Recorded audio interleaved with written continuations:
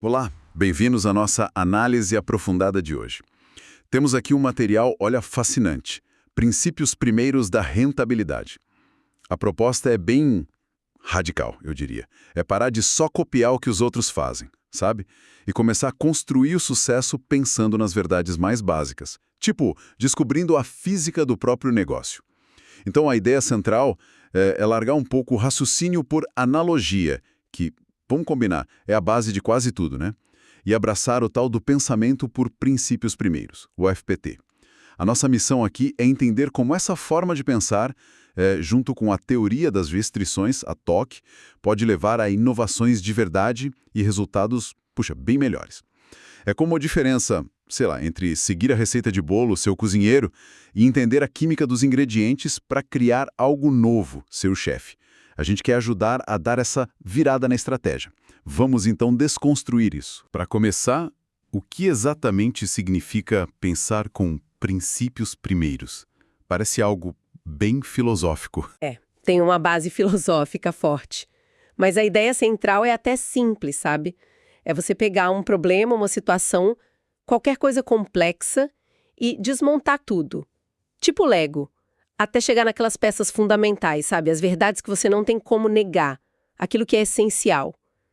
E só então, a partir dessa base limpinha, você reconstrói. Monta uma solução nova, uma abordagem diferente, mas livre das ideias pré-concebidas, das convenções que a gente nem percebe mais. Entendi.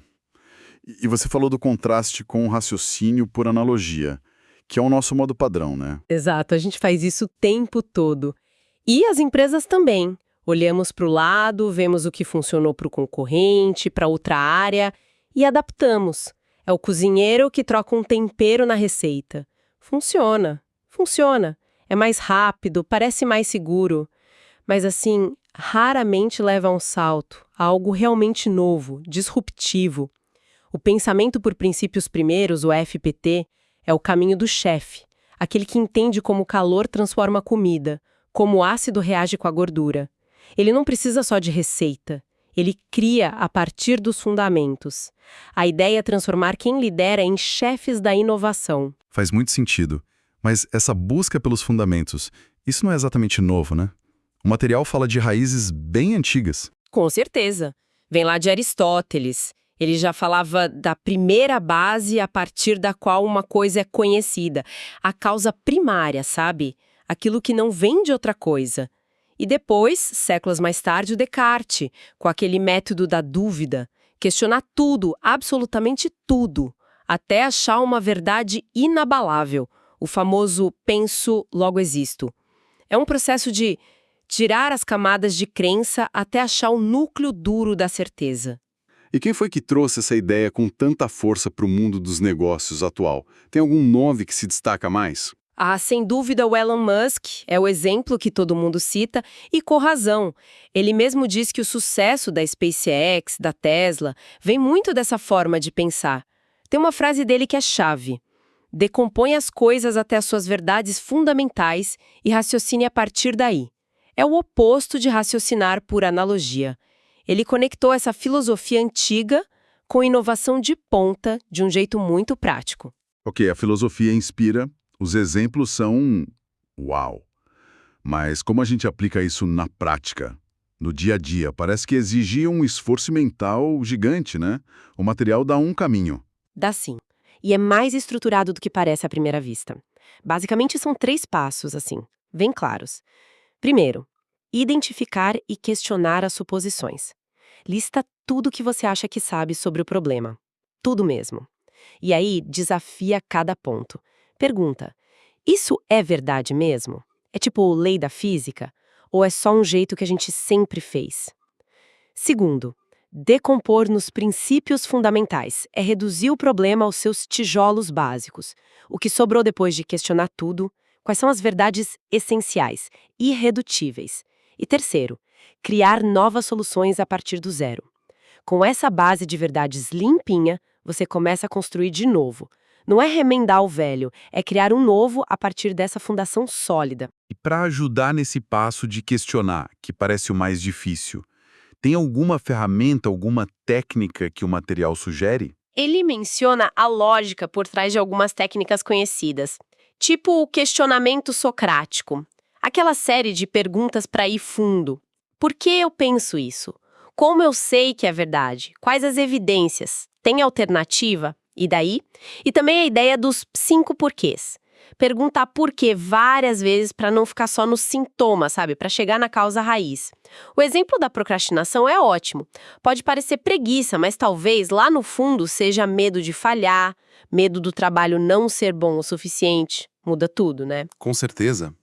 E isso me leva de volta para SpaceX e Tesla, porque os resultados ali parecem quase mágica. Como o FPT funcionou na SpaceX com o custo absurdo dos foguetes? Então, no começo ali dos anos 2000, né, lançar um foguete era coisa de 65 milhões de dólares. E a indústria meio que aceitava isso como normal. Aí o Musk chegou e aplicou o FPT. Primeiro, a desconstrução. Perguntas básicas. Do que é feito um foguete? Ligas de alumínio, titânio, cobre, fibra de carbono. Ok, quanto custam esses materiais no mercado? E aí veio a descoberta chocante, a verdade fundamental.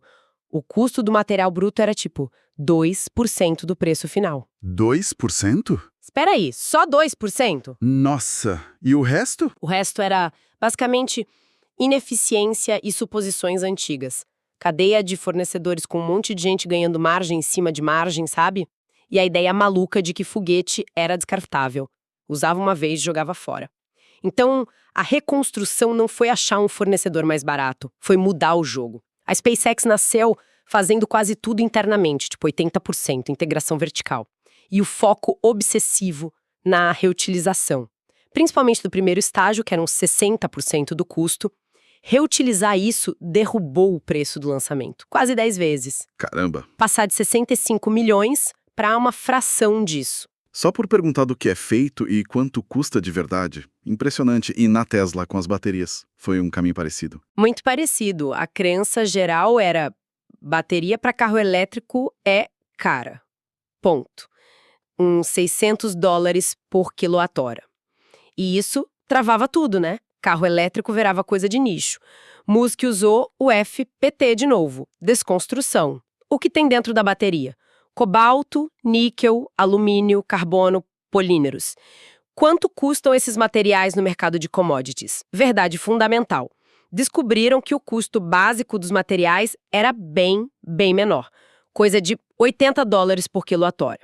De novo, a diferença brutal não era a lei da física, era processo ineficiente, cadeia de suprimentos complicada. A reconstrução foi a sacada. Dá para juntar esses materiais de um jeito muito mais barato. E isso levou direto para as gigafábricas. Produção em massa, integrada, com foco total na engenharia do processo de fabricação para chegar naquele custo fundamental. Esses exemplos são muito fortes. Mostram que o FPT não só resolve o problema, ele muda a pergunta, né? Em vez de como comprar foguete mais barato, a pergunta vira qual o custo físico mínimo para ir para o espaço. Parece óbvio depois que a gente ouve, mas por que mais empresas não fazem isso? Qual a barreira? Essa é a pergunta de milhões. E o material sugere que a barreira não é tanto intelectual, sabe? É mais psicológica. O nosso cérebro gosta do atalho da analogia. É mais rápido, confortável, dá menos trabalho. Aplicar FPT exige esforço, exige coragem para questionar o que todo mundo aceita, para fazer perguntas que podem parecer básicas, até ingênuas. É vencer a inércia da mente, o sempre foi assim. Entendi. O FPT é essa lente poderosa para achar as verdades, questionar tudo. Mas aí você acha essas verdades. E o negócio continua sendo complexo, né?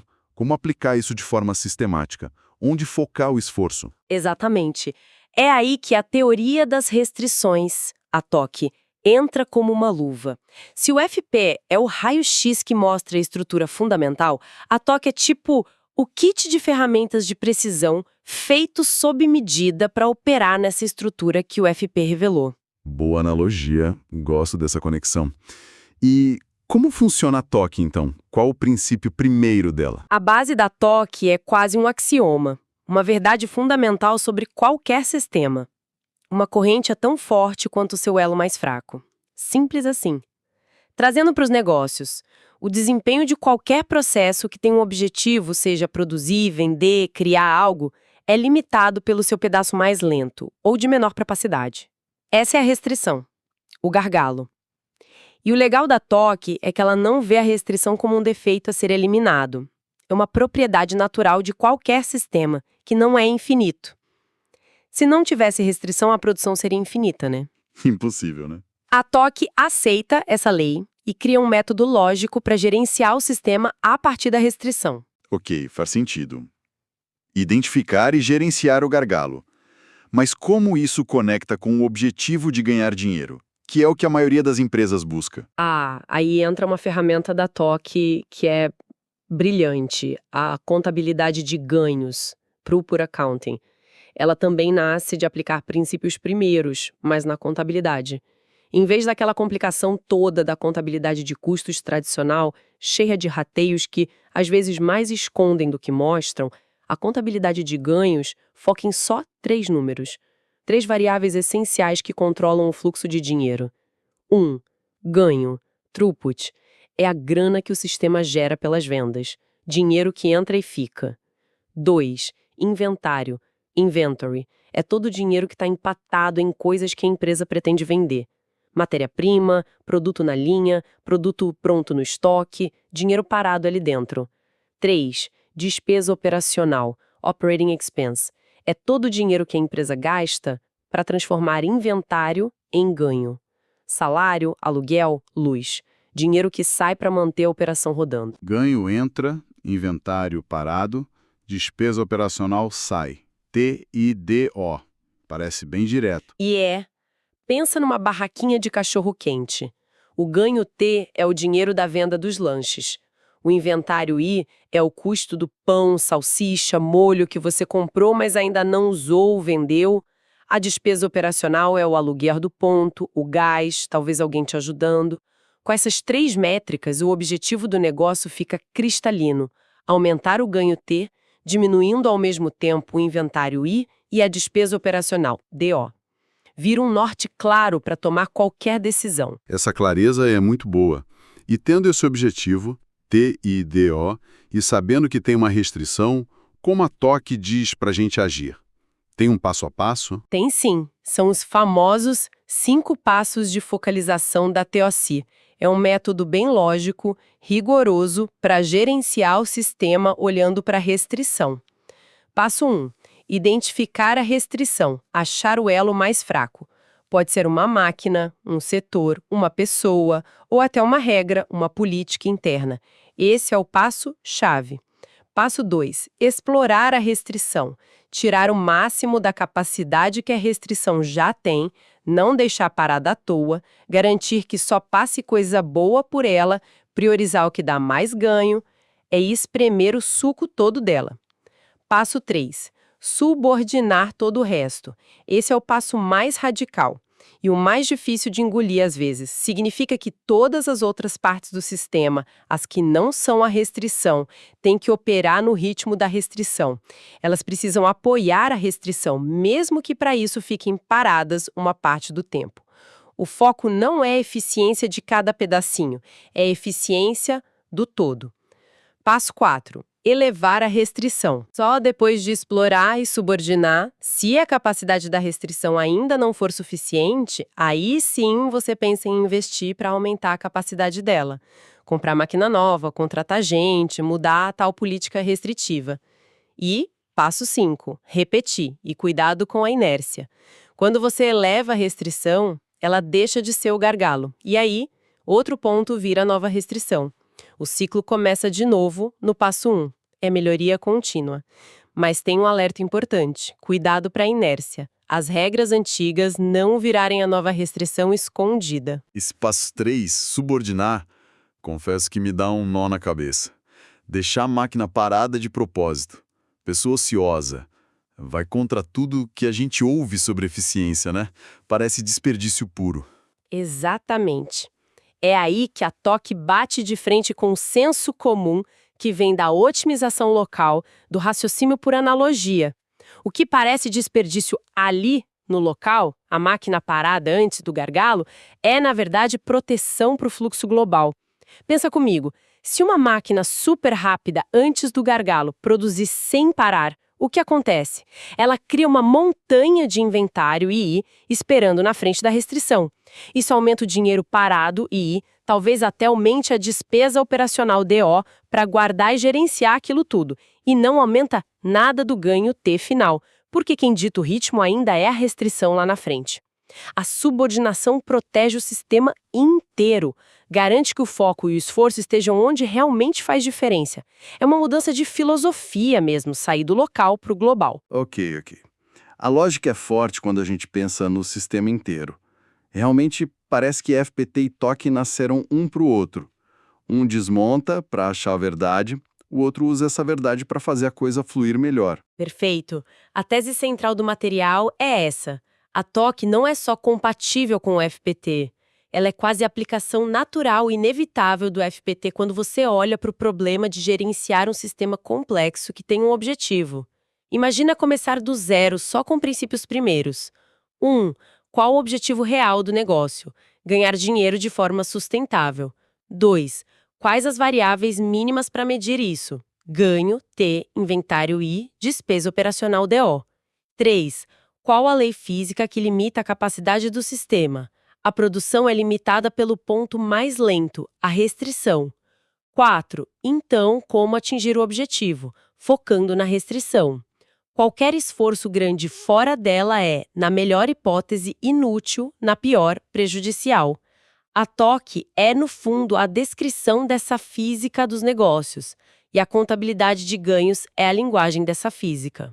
E essa linguagem, TIDO, mostra a verdade que a contabilidade tradicional pode esconder, né? Exatamente. Aquele exemplo clássico, vamos investir numa máquina nova para o departamento B, que não é a restrição do sistema. A visão tradicional de custos pode dizer, ótimo, vai reduzir o custo por peça no débito B, aumentar a eficiência local. Parece bom, né? Mas a visão da contabilidade de ganhos, que vem do FPTC-JC, pergunta, isso vai aumentar o ganho T do sistema? Vai diminuir o inventário I do sistema? Vai diminuir a despesa operacional DO do sistema? Se o débito B não é a restrição, a resposta provavelmente é: não aumenta T, talvez até aumente I, mais estoque na frente do gargalo real, e, com certeza, aumenta DO, custo da máquina nova. A contabilidade de ganhos mostra a ilusão da otimização local que não ajuda o todo. Isso sugere um ciclo contínuo, então. Usar FPT para questionar, TOC para achar e gerenciar a restrição. Isso. O material propõe um ciclo virtuoso FOC-PT. 1. Desconstruir FPT. Pega o problema, lucro caindo, por exemplo, e questiona as bases. Será que precisamos mesmo cortar custos em todo lugar? 2. Identificar a verdade TOC. Traduz o problema para TIDO. Acha a restrição real do fluxo. 3. Raciocinar e agir. TOC. Aplica os 5 passos para otimizar o fluxo em torno da restrição. Explorar, subordinar. 4. Inovar, FPT.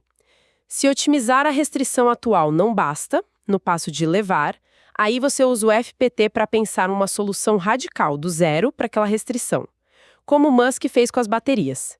5. Iterar, TOC. A restrição mudou de lugar, ótimo. A verdade do sistema mudou, recomeça o ciclo. E sempre de olho na inércia. O legal dessa abordagem junta é que ela dá um foco brutal. Em vez de se perder em 1000 dados e iniciativas, o tal Big Data, ela diz, olha para TIDO e para restrição, é aí que está o jogo. E o FPT é demais para achar aquelas restrições chatas, as de política. Aquelas regras invisíveis, o aqui sempre foi assim, o copiamos da empresa tal. Essas, muitas vezes, são as piores, e só o questionamento fundamental do FPIT para desenterrar. Fascinante. E isso vale para tudo, não só para a fábrica, imagino. Como essa mentalidade FPT-TOC poderia respingar no dia a dia do marketing, por exemplo, ou no desenvolvimento de produto? Com certeza. O material dá umas pinceladas. Desenvolvimento de produtos. Em vez de só adicionar função porque o concorrente tem, analogia pura. O foco vira: qual o mínimo que a gente entrega para gerar ganho T real o mais rápido possível? E outra, o ritmo de lançamento tem que respeitar a capacidade da restrição do sistema. Pode ser o time de dev, o suporte pós-venda, marketing e vendas. O foco muda de vender mais a qualquer custo para gerar a demanda que o sistema consegue atender lucrativamente, maximizando o ganho T na restrição. A pergunta vira: que tipo de venda, que cliente, que produto me dá mais ganho por hora da minha restrição? Isso pode levar a focar nichos, ajustar preço, estratégia de preços. Fica ligado nisso. O preço vira ferramenta estratégica para otimizar o ganho do sistema. Aquele produto A com margem unitária menor pode ser mais rentável para o sistema que o produto B com margem maior, se o A passar muito mais rápido pela restrição. A métrica-chave é ganho por tempo da restrição. Ok, então, para amarrar tudo isso, a grande mensagem é: para de olhar para o lado, para de copiar a receita, usa o FPT para cavar fundo e achar as verdades do seu negócio. Usa a TOC para entender a física do seu sistema e achar o ponto que realmente manda no ritmo a restrição. E usa a contabilidade de ganhos como placar real, que mostra se você está ganhando o jogo de verdade. É achar o sinal no meio do ruído, né? Exatamente isso. FPT para questionar e achar a verdade. TOC para agir sobre essa verdade, com foco total na restrição. E TIDO como a linguagem clara e universal do desempenho do sistema. O mais poderoso é ver a TOC não como um monte de regra, mas como um jeito de pensar, uma consequência lógica de aplicar princípios primeiros à gestão. Isso deixa uma reflexão final importante para todo mundo que está ouvindo, né? Pensando no seu trabalho, no seu projeto, até na vida pessoal. Qual sabedoria convencional, qual processo que todo mundo aceita quieto, poderia ser radicalmente questionado com os princípios primeiros? Onde será que está escondida uma restrição, talvez uma política, uma crença, não só uma máquina, que está limitando o seu potencial de verdade, de gerar mais daquilo que realmente importa para você ou para o seu negócio?